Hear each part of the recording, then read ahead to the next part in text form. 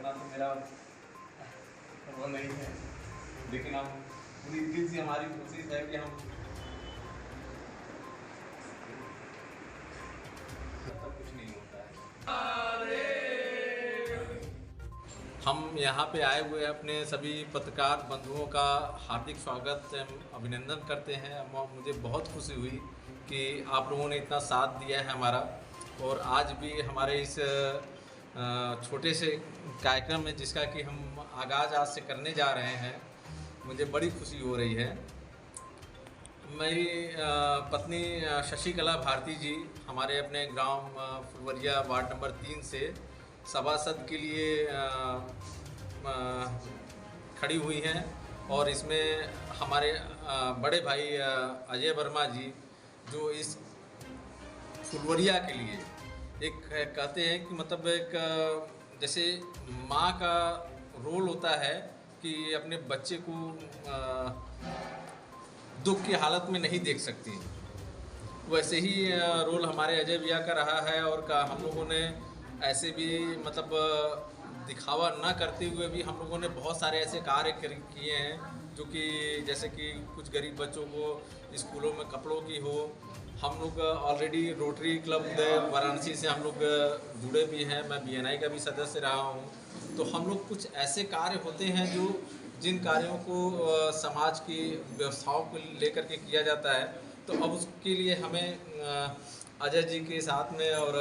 हमने शशिकला भारती जी को भी वो किया है। अब मैंने भी एक उम्मीद जताई थी कि भैया मैं आपके साथ में कंधे से कंधा मिला करके चलूँगा, तो मैं उम्मीद करता हूं कि हमारे जितने भी वार्ड नंबर 3 के ग्रामवासी हैं वो हमें इस चीज़ों के लिए सपोर्ट करेंगे, और जो चीज़ सोच करके अगर वो हमें वोट करेंगे, हम कोशिश करेंगे पूरी कि हम उनकी समस्याओं का निराकरण जल्द से जल्द कराएंगे, ये हम आपसे वादा करते हैं। जो सपना हमने देखा है शायद हो सकता है कि उनसे कम हो या उनसे ज़्यादा हो, लेकिन हमारी लगती है कि हमने जो सपना देखा है वो कहीं ज़्यादा है, और वो हम पूरा कोशिश करेंगे उसको करने के लिए। पत्रकार वार्ता आप लोगों के सानिध्य में जो हो रही है, इसमें हम लोग हमारे यहाँ रोटरी की मेंबर और एडवोकेट शशिकला जी जो कि बदौली वार्ड नंबर 3 से यहाँ पे प्रत्याशी हैं, और आप लोगों के माध्यम से हम मीडिया वालों के माध्यम से ये चाहते हैं कि इनके बारे में जो इन्होंने कार्य किए हैं, सामाजिक कार्य किए हैं, इनकी योग्यता और इनकी सामाजिक कार्य को देखते हुए आप लोग भारी से भारी संख्या में इस मैसेज को, हमारे मैसेज को आप जन जन तक पहुँचाए, प्रिंट मीडिया में, इलेक्ट्रॉनिक मीडिया में, जितने भी यहाँ पे जहाँ तक आप लोगों की पहुँच हो पहुँचाए, जिससे लोगों को इनके बारे में पता चल सके कि कैसे ये कर्मठ महिला प्रत्याशी हैं, इस वार्ड के लिए ये मैक्सिमम अपना क्या योगदान दे सकती हैं। क्योंकि रोटरी से जुड़ के इन्होंने अभी जितने कार्य किए हैं, अगर मैं गिनाऊँ तो आई थिंक हमें लगता है कम से कम घंटे भर का समय मुझे चाहिए सिर्फ इनके कार्यों को जुड़ाने के लिए। तो क्या आपको ऐसा लगता है कि यहाँ की जनता हमें ही चुनेगी, इससे पहले के प्रत्याशी को नहीं चुनेगी? नहीं, जनता देखिए, जनता का मूड होता है, लेकिन जनता हमेशा देखती है कि हमारे बीच में कौन सा प्रत्याशी है, किस मकसद से हमारे साथ जुड़ा हुआ है, जो ऑलरेडी समाज सेवा से जुड़ा हुआ है, जो सामाजिक कार्य कर रहा है, निस्वार्थ भाव से सेवा कर रहा है। तो जनता की पहली प्राथमिकता होती है, जनता आज हमेशा एक अच्छी योग्य प्रत्याशी को चुनना चाहती है, जो कि पहले नहीं होता था। पहले एक पार्टी के नाम पर वोट मिल जाता था, लेकिन आज के समय में मतदाता जागरूक है, और हर मतदाता की पसंद होती है कि वो अपने यहाँ ऐसे प्रत्याशी को चुने कि जो उनके वार्ड का, उनके समाज का, उनके क्षेत्र का विकास कर सके। फुलवरिया के ग्रामवासियों को शशिकला जी की पार्षद बनने के लिए क्या कहना चाहेंगे आप, क्या अपील करेंगे आप? हम अपील यही करेंगे कि यहाँ पे जितने भी मतदाता हैं, युवा मतदाता है, महिला है, बुजुर्ग है, जो भी हमारे समस्त मतदाता से अपील यही करेंगे कि आप भारी से भारी संख्या में इनको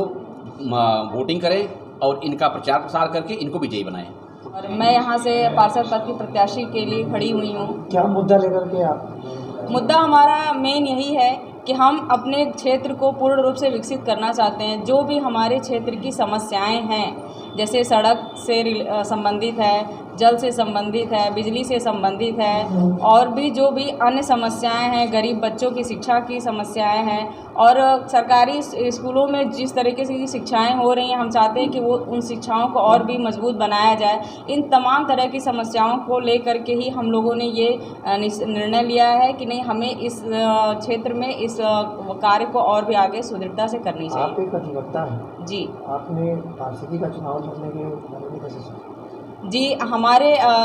ऐसा सोचने के पीछे हमारे बड़े भैया अजय वर्मा जी का हाथ है, क्योंकि ये विगत 7 वर्षों से लगातार इस क्षेत्र को विकसित बनाने के लिए बहुत सारे कार्य इन्होंने किए, जो कि अब समस्या ये हुई कि अब ये चुनाव जो है कि थोड़ा सा टर्न हो जाता है यहाँ पर आकर के, न सामान्य सीट ना हो करके 80 सीट हो जाती है, जिसकी वजह से भैया को थोड़ा सा असमंजस था कि क्या करे क्या ना करे, इतने वर्षों की मेहनत इनकी व्यर्थ न जाए। इसलिए इन्होंने पूरा विश्वास हमारे ऊपर दिखाया और हमसे ये इन्होंने कहा कि नहीं, आइए हम लोग साथ मिल करके अब तक जो कार्य अधूरे हैं उसे पूरा किया जाए। तो इस वजह से हम लोगों ने एक मोटिव ये बना लिया है कि जो कार्य अधूरे अभी तक हमारे द्वारा रहे हैं, हम उन्हें मिल करके साथ कदम से कदम मिला करके इस कार्य को पूरा करेंगे और अपने क्षेत्र को विकसित बनाएंगे। जी, हमारा अभी कोई पार्टी नहीं है। हम लोग के लिए क्या करेंगे? महिलाओं के लिए देखिए, चूँकि मैं एक अधिवक्ता हूँ तो मैं पहले से ही महिलाओं को लेकर के बहुत सारी चीज़ें मैंने की हैं। अपने क्षेत्र में रिलेटेड बहुत सारी ऐसी महिलाएं हैं जो प्रताड़ित होती हैं, घरेलू हिंसा का शिकार होती हैं। मैं उन महिलाओं को पहले से ही बिना किसी फीस के मैं उनका सारी समस्याओं का समाधान करती हूँ। क्षेत्र की जनता के लिए क्या कहना चाहेंगे आप? जी, क्षेत्र की जनता के लिए क्या कहना चाहेंगे? क्षेत्र की जनता के लिए उनकी समस्याओं का एक बॉक्स बनाया जाएगा, जिसमें हम ये चाहेंगे कि सारी जनता तो हमेशा हम लोगों से मुखाबित नहीं हो सकती है, तो हम ऐसी सुविधा रखेंगे कि वो अपनी समस्याओं को लिखित तौर पर हमें उस बॉक्स में प्रेषित करें और उस बॉक्स को डे बाय डे हम लोग उसे देखेंगे, उनकी समस्याओं को समझेंगे और उनका निराकरण करेंगे। मैम, अगर बात की जाए महिलाओं के सशक्तिकरण की, तो वर्तमान की राज्य सरकार और केंद्र सरकार तमाम योजनाओं को ला रही है। जी। आपको क्या लगता है कि महिलाओं के सशक्तिकरण के लिए अगर कार्य करना हो तो कौन से ऐसे 2 कार्य हो जिस पे सरकार सबसे ज़्यादा फोकस करेगी? देखिए, लाने को तो सरकार बहुत सारे ऐसी योजनाएं महिलाओं को लेकर के आ रही हैं और कुछ काफ़ी हद तक महिलाएं उसका अनुसरण भी कर रही हैं, उस चीज़ों को कर भी रही हैं। लेकिन हमारे लिए तो सबसे ज़्यादा ज़रूरी है कि जो गरीब तबके के लोग हैं, जिनको पूर्ण रूप से शिक्षा नहीं मिल पा रही है, अपने अधिकारों की जानकारी नहीं हो पा रही है, सर्वप्रथम तो हमारा एजेंडा ये रहेगा कि हम उन लोगों को उचित शिक्षा प्रदान करें। कोशिश ये करें कि उन्हें कम से कम लागत में अच्छी से अच्छी शिक्षा उन्हें प्रदान की जाए। और दूसरी ये चीज़ कि जैसे बहुत ये होता है कि सुनने में आता है कि महिलाओं का उत्पीड़न हो रहा है, वो सुरक्षित नहीं है, तो रात में उन्हें बाहर नहीं निकलना। अभी भी बहुत जगह पर ये चीज़ें देखने को मिलती हैं। तो हम यही कोशिश करते हैं कि ऐसी महिलाओं को जो कि अपने सक्षम नहीं है इन सब चीज़ों की परेशानियों को लेकर के कि हाँ हम पैसे से कमज़ोर हैं या किसी चीज़ से, तो हम उनका मदद करने के लिए हम लोग तत्पर रहेंगे। मैम, अगर व्यक्तिगत